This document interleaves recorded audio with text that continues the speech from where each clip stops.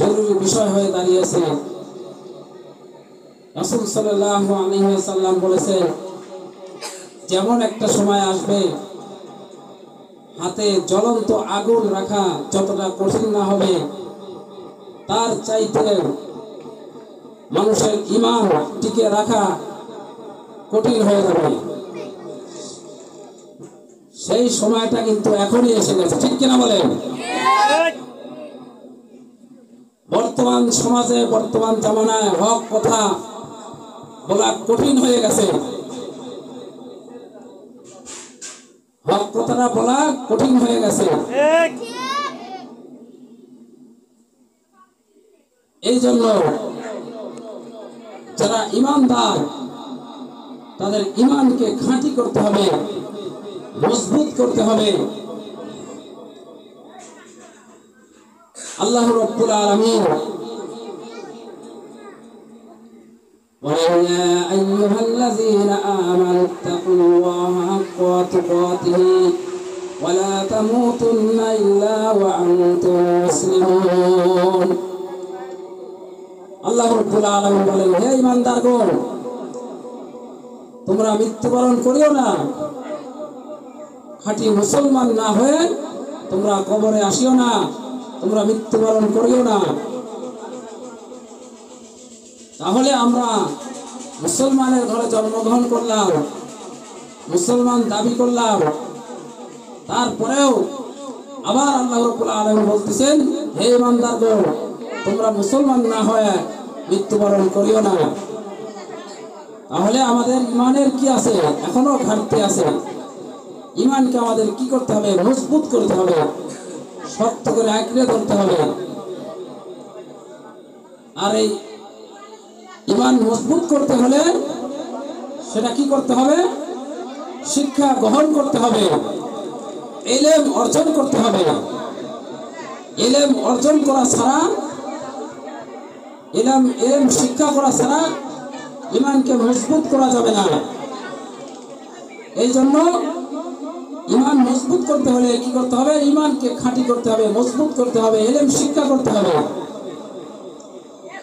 আর এই ইলমটা কোথায় শিখবো? এইরকম এলাকার মধ্যে মাদ্রাসা প্রতিষ্ঠিত করতে হবে। এই যে একটা রসুল ভাই একটা উদ্যোগ নিয়েছেন, যে এলাকার মধ্যে যেহেতু আশেপাশে মহিলা মাদ্রাসা নাই, এই মাদ্রাসাটা যদি এখানে প্রতিষ্ঠিত হয়ে যায়, তাহলে আশেপাশে বিভিন্ন এলাকা থেকে এখানে ছোট ছোট বাচ্চারা আসবে, তারা দ্বীনি ইলম শিক্ষা করবে। এই দ্বীনি ইলম শিক্ষা করার দ্বারা তাদের থেকে তাদের পরিবার কিভাবে চলবে, তারাও এই ছোট ছোট বাচ্চাদের থেকে যারা তাদের পরিবার তাদের কাছ থেকে ইলম শিক্ষা করতে পারবে, ঠিক কিনা বলেন? এই জন্য প্রয়োজন ইলম। রাসূল সাল্লাল্লাহু আলাইহি ওয়াসাল্লাম বলেন, তালাবুল ইলমি ফরিদাতুন আলা কুল্লি মুসলিম। প্রত্যেক নর নারী মুসলমানদের জন্য ইলম শিক্ষা করা ফরজ। যেমনি ভাবে আমরা যেমন 5 ওয়াক্ত নামাজ আল্লাহ তাআলা আমাদের প্রতি ফরজ করেছেন, রোজা ফরজ করেছেন, হজ ফরজ করেছেন, যাকাত ফরজ করেছেন, তেমনি ভাবে প্রত্যেক মুসলমান নর নারীর জন্য ইলম শিক্ষা করা ফরজ। কতটুকু ইলম শিক্ষা করা ফরজ? তার জীবনে চলার পথে, দুনিয়াতে সে চলবে কিভাবে, দিনের পথে থাকবে, দিনের পথে চলতে পারবে, ততটুকু ইলম তার জন্য শিক্ষা করা ফরজ।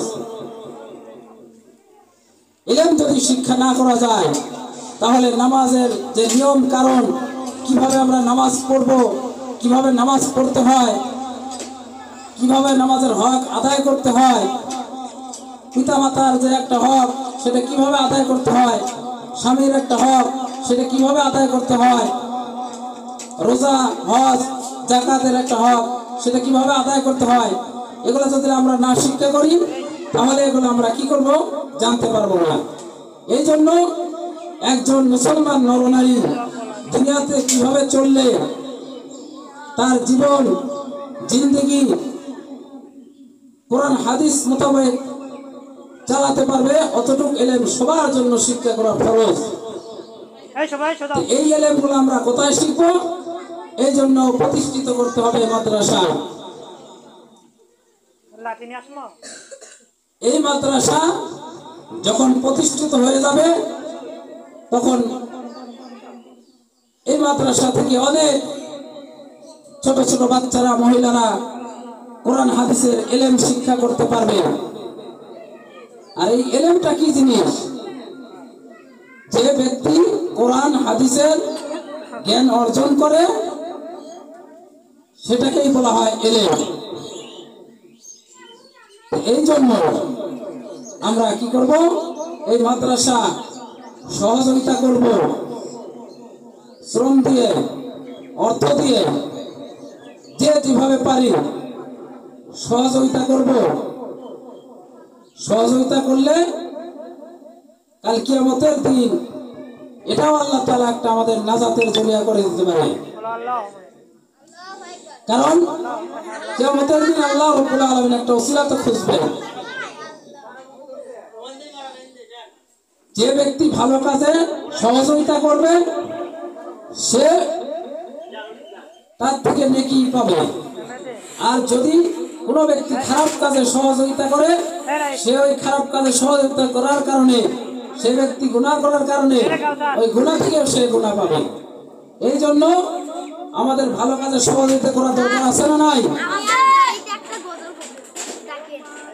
কারণ দুনিয়াটা সামান্য জিন্দেগি, এই দুনিয়া চিরস্থায়ী নয়, দুনিয়া ক্ষণস্থায়ী।